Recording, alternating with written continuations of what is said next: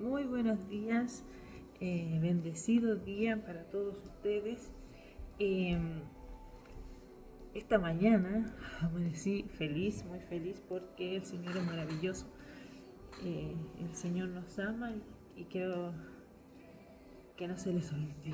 Vamos a hablar acerca de Daniel 3, ya que el Señor hoy día en la mañana, mientras mandaba un mensaje a eso de las 5 de la mañana, el Señor me recordaba esta historia, una historia que es bien popular, una historia donde el Señor se manifestó.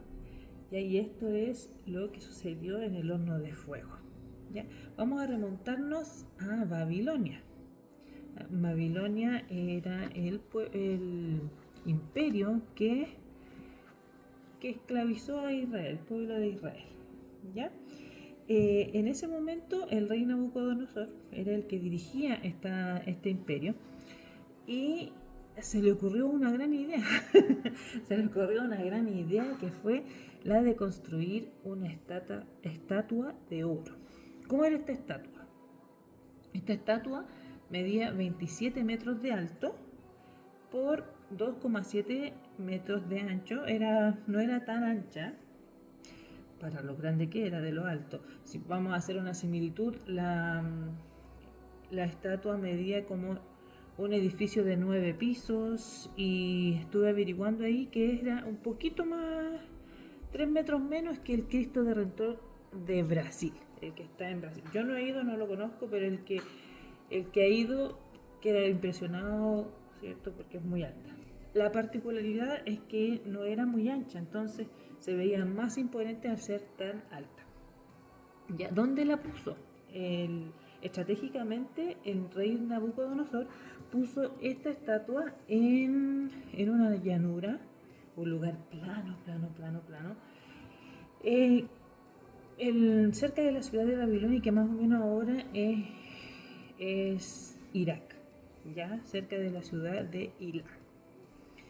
Esta estatua era súper imponente y se podía ver más o menos entre 18 y 20 kilómetros de distancia.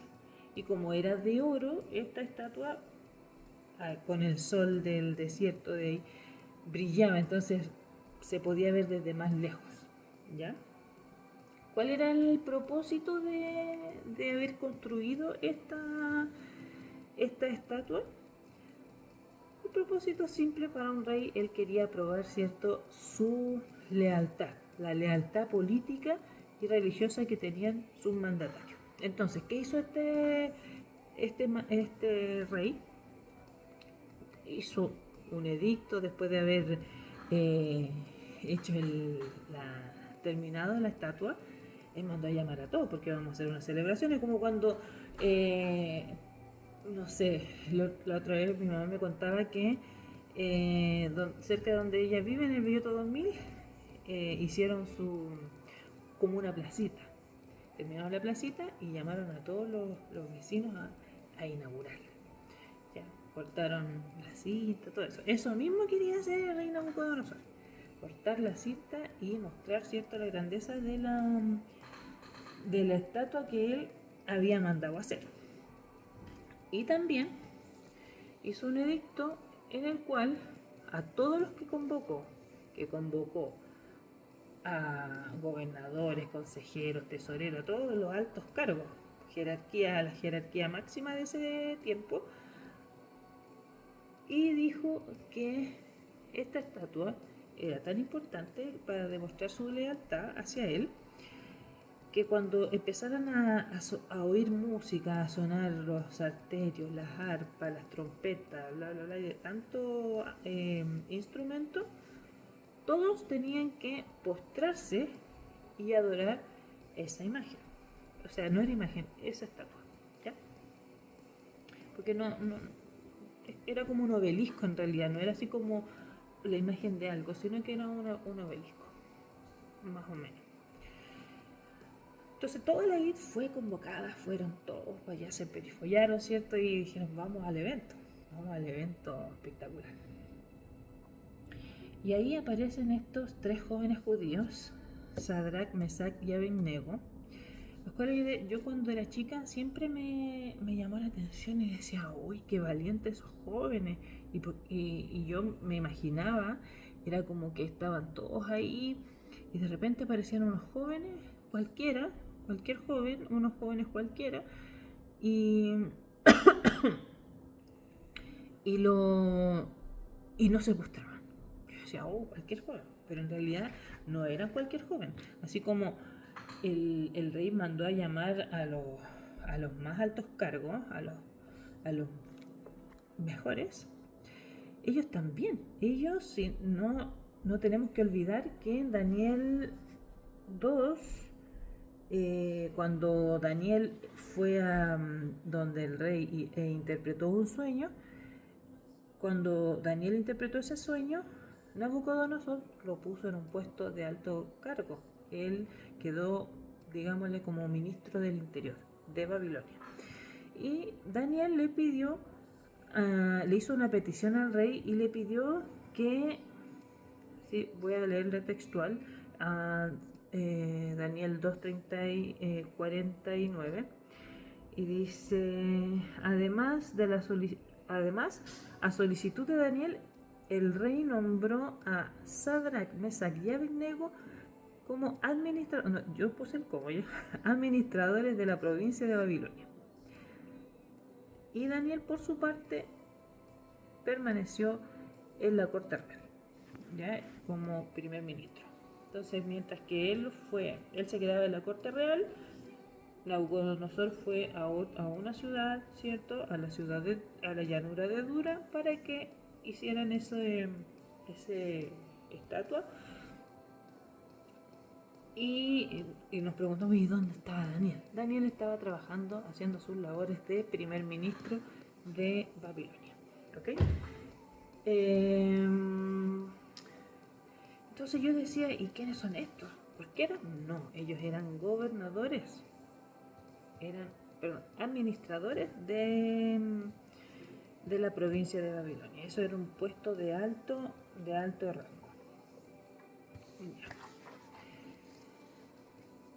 Ahora, ¿qué pasó?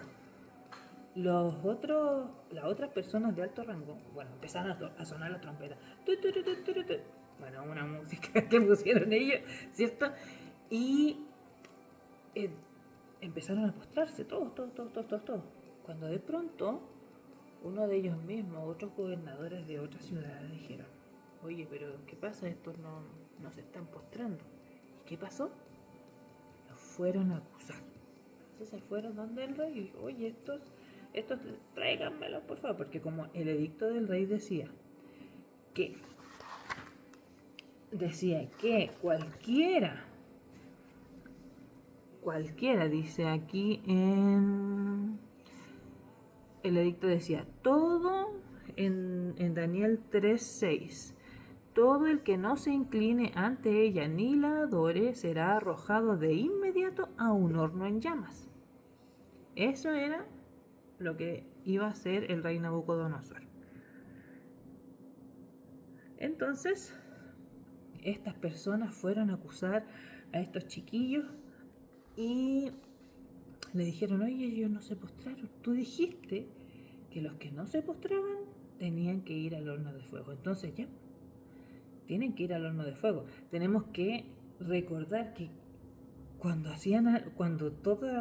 incluso nosotros cuando hacemos las cosas para Dios, como en su palabra dice, siempre nos lo hace como que da una milla más, ¿cierto? Como que Dios, lo voy a hacer para Dios. Si voy a limpiar el baño, aunque esté trabajando limpiando el baño, eso es lo que decía yo cuando empecé trabajando. Decía, no importa, aunque me toque limpiar los baños, lo voy a dejar lo más reluciente posible, ¿cierto? Esto hacían ellos también, trabajaban bien, entonces ya tenían la envidia de los otros gobernadores, ¿cierto?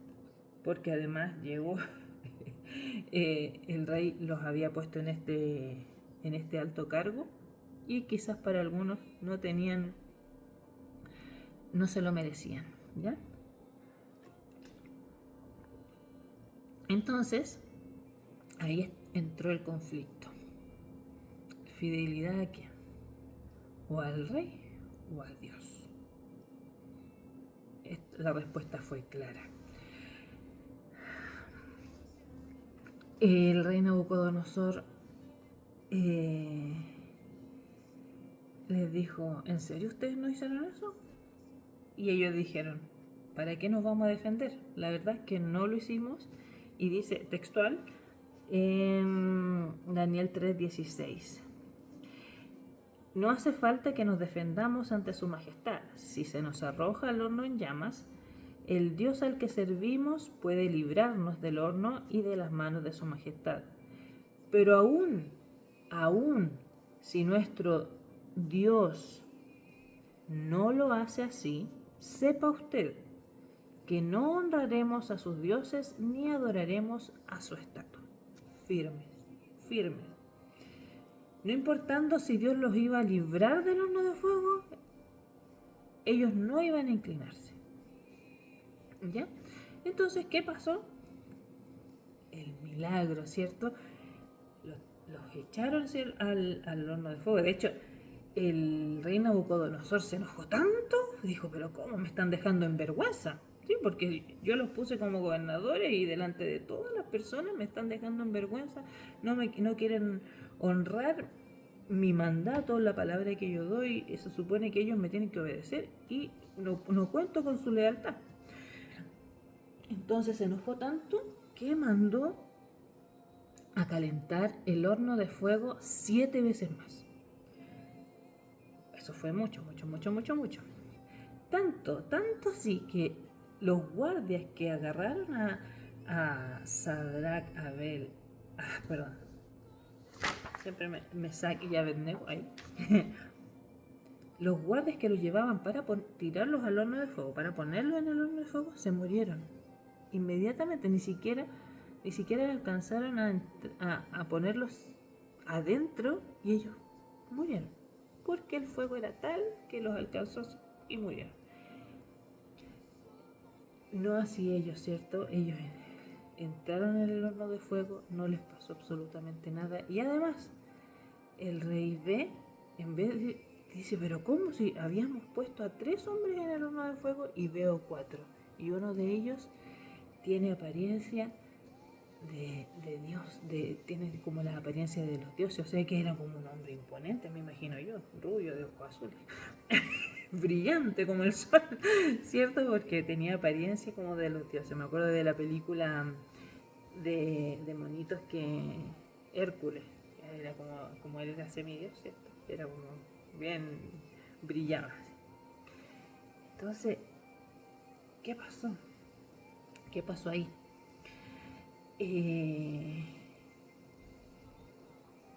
Ahí dijo que salgan de ahí del horno de fuego. Ya no estaba el hombre cuando salieron del horno de fuego, pero lo más impresionante es que no se les quemaron ni las chalitas, ni la ropa tenía olor a humo. Nada. Fue tan impresionante que imagínense cuando a uno se le quema una carne, no sé, o pone... De hecho, cuando me pasó la otra vez, prendí el fuego para poder calentar una olla y empezar a hacer la friturita cuando uno empieza a cocinar. Y me distraje. Y se empezó a quemar la olla. Y salió humo, y salió olor. Y no tenía nada la olla. Imagínense ese horno calentado al extremo y que ellos hayan estado ahí dentro y que ni un cabello de ellos se haya quemado, ni un olor a quemado haya. Impresionante. Mientras yo recordaba toda esta historia y aprendía también de esta historia, el Señor me llevaba a lo más profundo, algo más profundo, más allá del horno, más allá de lo que pasó. Y partí aprendiendo. El Señor me contaba, porque en estos últimos tiempos había tenido como una crisis de identidad. Y a veces uno piensa una crisis de identidad, crisis de género, como las cosas que están pasando en este momento, pero no, era una crisis de identidad profunda. Toda mi vida, voy a cumplir 43 años pronto, y toda mi vida pensaba que era alguien. que me habían dicho que era, pero en realidad no. No era esa mujer débil, esa niña que no tenía que sonreír porque tenía una sonrisa fea, que no tenía que cantar porque cantaba feo. Esa no era yo.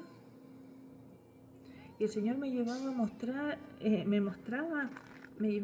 ha llevado a lugares, me ha mostrado su amor y me ha dicho, tú eres mi hija, tú eres mi amada, tú eres un vaso frágil. Y me acordaba de esta historia y decía, pero ¿qué diferencia hay? Cuando estos jóvenes, cuando el pueblo de Israel fue tomado por Babilonia, el rey tomó a los mejores, a los que veía más lindos, ¿cierto? E inteligentes. Y les cambió su nombre. Eso fue lo primero que hizo. Les cambió su identidad. ¿Cuántas veces nosotros hemos tenido pensamientos que han puesto otras personas en uno? No, que eres fea. No, que eres gorda. Que nadie te va a amar. Que no sirves para nada. Muchos pensamientos de esos han pasado por mi mente por tantos años. Y es Satanás que está y quiere cambiar nuestra identidad, porque quiere cambiar esa identidad de hijos del Padre, de hijos de Dios, por una identidad que no corresponde, para que nosotros no cumplamos el propósito. Porque primero juega con nuestra mente, con nuestro corazón, y a veces nos tiene que llevar al horno de fuego para que empecemos a recobrar nuestra identidad en Él. Esa identidad perdida, la identidad que Él nos puso, esa identidad que Él puso en nosotros en el vientre de nuestra madre. Es impactante lo que puede hacer el hecho de ser reconocida, de reconocerte y saber que eres hijo del Rey. Es impresionante porque todo cambia, porque ya no te sientes esa niña débil, esa niña que no vale nada, ese hombre que no sirve para nada. Tienes que recordar que Dios te hizo con un propósito, que el Señor te ama, que no estás aquí por casualidad, que Él te formó y que todos los que han querido cambiar esa identidad y cambiar lo que hay en ti, que no es de Dios, es para eso mismo, para alejarte del propósito. El Señor te ama. Y seguía hablando con el Señor y el Señor me mostraba todas las cosas que uno pasa en esta vida: enfermedad, tristeza, depresiones. Me decía el Señor, ¿sabes qué? Así como el rey Nabucodonosor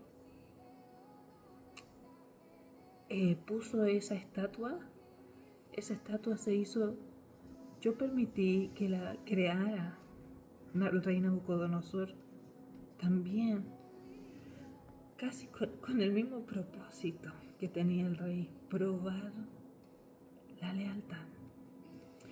Y a veces esa estatua son esos mismos cambios de identidad, esas pruebas. Esa estatua tiene una similitud a las pruebas. Tienes esta estatua, esta prueba que la ven a 20 kilómetros, esta enfermedad que se entera todo el pueblo, hasta los más altos rangos, y los doctores te dicen: tienes cáncer, tienes epilepsia. Yo le digo las cosas que me han dicho a mí. Tienes depresión. Y eso todos lo saben. Pero Dios la hizo para probar la lealtad. Y decía, si un rey quiere probar la lealtad, el rey Nabucodonosor en este caso, Dios también quiere probar la lealtad. ¿Crees en mis palabras? ¿Crees en mí? ¿Crees lo que yo dije que iba a hacer? Estos jóvenes sí creyeron. Y esa prueba, esta estatua de oro que brillaba, o sea, la prueba, imagínense, todos se enteran que tú eres incapaz, todos saben que no vales nada. Y así mismo el Señor permitió ese horno de fuego. Ese horno de fuego que nos representa también las pruebas. Estos chicos, estos jóvenes, dijeron, y me llama mucho la atención, pero aún si nuestro Dios no lo hace así, muchas veces el Señor va a permitir y permite que tú entres al horno de fuego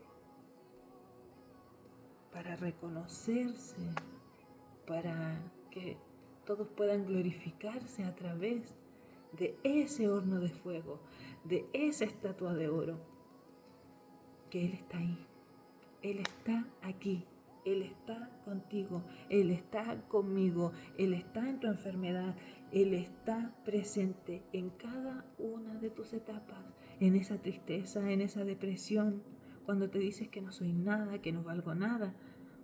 Él está ahí. Estoy aquí sentado al lado tuyo, aunque tú no me veas. Te amo, eres valiosa para mí. El otro día yo me sentía tan débil. El Señor nos ha bendecido grandemente. Cosas que jamás pensé tener, el Señor me las ha dado.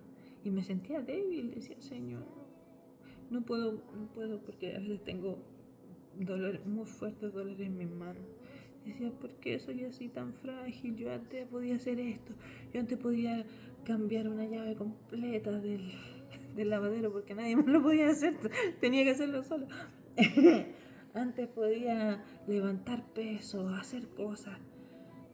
Y ahora no puedo, soy tan delicada, decía, soy tan delicada. Y me sentía como un vaso frágil. Y mi esposo me decía, siempre fuiste delicada, siempre fuiste vaso frágil. Solo que te pusieron el pensamiento en que tú tenías que hacerlo todo sola. Y él me ministraba y me decía, pero el Señor no lo quiere así. Dios quiere que tú sepas que eres un vaso frágil, que eres una niña tierna, una mujer que Él preparó para ser un vaso frágil. Y lo que implica, cuando uno tiene un vaso de cristal que es muy frágil, ¿qué pasa? Uno lo cuida. Uno no se lo pasa, no le sirve el jugo a los niños en ese vaso, porque lo puede quebrar, ¿cierto? Entonces el Señor me mostraba en cada una de las pruebas, me hacía recordar cada una de las pruebas. Y te puedo decir el día de hoy que Él estuvo presente, aunque a veces yo no lo reconocía. Yo no lo reconocía. Y quisiera que en esta mañana, en esta tarde o noche, cuando sea que vea este video, quiero que sepas que Él está en control de toda la situación, que Él conoce tu corazón, conoce tu vida, y lo único que quiere es que tú le des el paso, que tú le dejes entrar al horno de fuego, porque a veces somos nosotros los que no dejamos entrar a Dios a nuestro horno de fuego. Y no solamente vas a caminar en el horno de fuego, sino que el Señor va a estar contigo y te vas a alegrar y van a bailar en el horno de fuego. Pero te digo que no hay horno de fuego que pueda derribar, que pueda contra el poder del Señor. Aunque cambien tu identidad, aunque lo hayan intentado por años, recuerda, eres una hija, eres un hijo del Señor, del Dios viviente, que Él te formó en el vientre de tu madre. Y Él te dice que te ama, que está contigo en el temor, en el llanto, que está contigo cuando no tienes fuerza. Que lo dejes entrar a tu horno de fuego, porque Él te va a librar y vas a salir como salieron estos jóvenes. Como salieron estos jóvenes, sin quemaduras, sin olor a humo. Y es más, con un gran propósito, porque no solo salieron sin quemaduras ni sin olor a fuego, sino que además el rey pudo ver lo que Dios había hecho en ese mismo lugar. Y desde ese momento el rey puso un edicto real, en el cual prohibió a todos los ciudadanos, a todos los altos cargos, a todos, les prohibió hablar mal del Dios de ellos, de nuestro Dios. Tu prueba, tu horno de fuego, mi horno de fuego, es una declaración de la gloria del Señor.